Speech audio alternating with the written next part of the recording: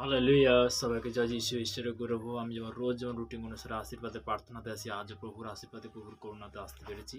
তো আমরা প্রার্থনাতে যাব। সর্বশক্তিমান ঈশ্বর পিতা, তোমার মহান ধন্যবাদ করি পিতা, স্বর্গ পিতা সিংহাসন পিতৃপাদ তোমার চরণ দ্রব্য তোমার দাস হতে আমি প্রার্থনা করছি। বুকে যে সকল সন্তানরা বিশেষ করে ইউটিউবের মধ্যে রোজ তারা রুটিন অনুসারে পিতা আশীর্বাদের বার্তা আশীর্বাদের বাক্য দ্বারা শুনছি, তাদেরকে তুমি মহাম আশীর্বাদ দেয়। তুমি কি প্রকার পিতা পিতাকে সর্বদা যারা বিশেষ করে পিতাকে দেশ বিদেশের মধ্যে গরম যাবেন কাজের মধ্যে রয়েছে তাদের জন্য প্রার্থনা ব্লাস করো, তাদেরকে তুমি সুরক্ষিত রূপে দেখো। পিতাকে প্রার্থনা মিষ্টি যীশু খ্রিস্টের নাম থেকে আমেন আমেন।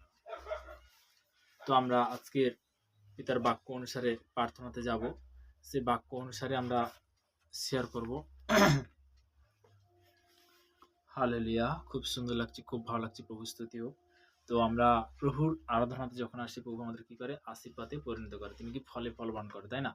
তো তেমনি প্রভুর বাক্য দ্বারা আজকের যে বাক্য, যে আদিতে বাক্য ছিল, বাক্যে পিতা পরমেশ্বর সমস্ত কিছু সৃষ্টি করতে। জিরিমিয় তার 6 অধ্যায় 16 পদে প্রভুর বচনে আমি যাব।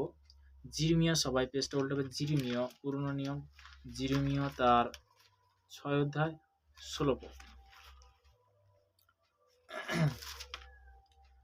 জিরিমিয়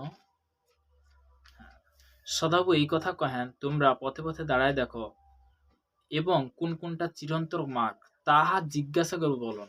উত্তম পথ কথায় সেই আমরা প্রভুর কাছে যখন আসি, ঈশ্বর কাছে যখন আসি, ঈশ্বর আমাদেরকে সেই সঠিক পথ, সেই সঠিক রাস্তা তিনি দেখান, তাই না? তো তেমনি আমরা হয়তো সবাই হয়তো জানি না।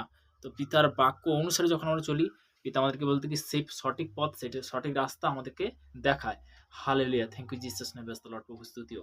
তো প্রভুর কাছে যখন আমরা আসি, অনেক সময় আমরা বলতে কি বিভিন্ন বলতে কি দুঃখ কষ্ট তাড়না যখন পড়ি, যখন আমরা পিতার কাছে আরাধনাতে যখন আসি, পিতার বাক্যতে যখন আসি, পিতা আমাদেরকে সেই সঠিক পথ দেখায়। পিতার বাক্য বলে গেছে যোহন তার 14 অধ্যায় 27 পদে প্রভুর বচনে, শান্তি আমি তোমার কাছে রেখে যেতেছি, আমারই শান্তি তোমাদের দান করি, জগৎ যেরূপ দান করে আমি সেরূপ দান করি, তোমাদের হৃদয় উদ্বিগ্ন না হোক, ভীত না হোক। তো তেমনি বলতে কি যিশু আরো বলে গেছে যোহন তার 14 অধ্যায় 6 পদে, যিশু তাহাদের বললেন, আমি পদ সত্য জীবন, আমাদের না আসলে কেউ পিতার নিকটে আসে না।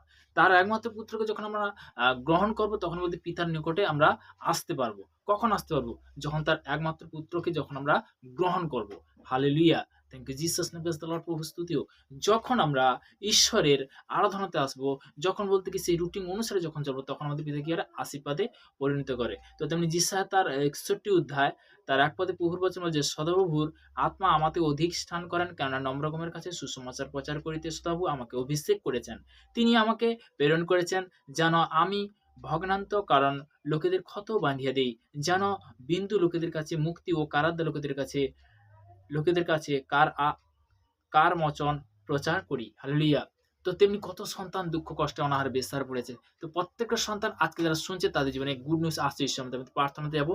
সর্বশক্তিমান ঈশ্বর পিতা, তোমার মহান নামে ধন্যবাদ করি পিতা, যে সকল সন্তানরা যারা শুনছে পিতা, দেশ বিদেশের মধ্যে গরম যাবে কাদের মধ্যে রয়েছে পিতা, তার জন্য প্রার্থনা, তাদেরকে প্লে স্কলারশিপ কভারিং করতে তাকে দীর্ঘ তুমি আশীর্বাদে পরিণত করবো পিতা। কারণ আশীর্বাদের বাক্য, আশীর্বাদের বার্তা যাদের মধ্যে যাচ্ছে প্রভু গো, তাদেরকে তুমি মহাম আশীর্বাদ করো পিতা। এই পবিত্র বচন দ্বারা প্রভু গো, এই প্রার্থনা আশীর্বাদে প্রভু যীশু খ্রিস্টের নাম থেকে চালাম। Amen amen. সবাইকে জয় যীশু।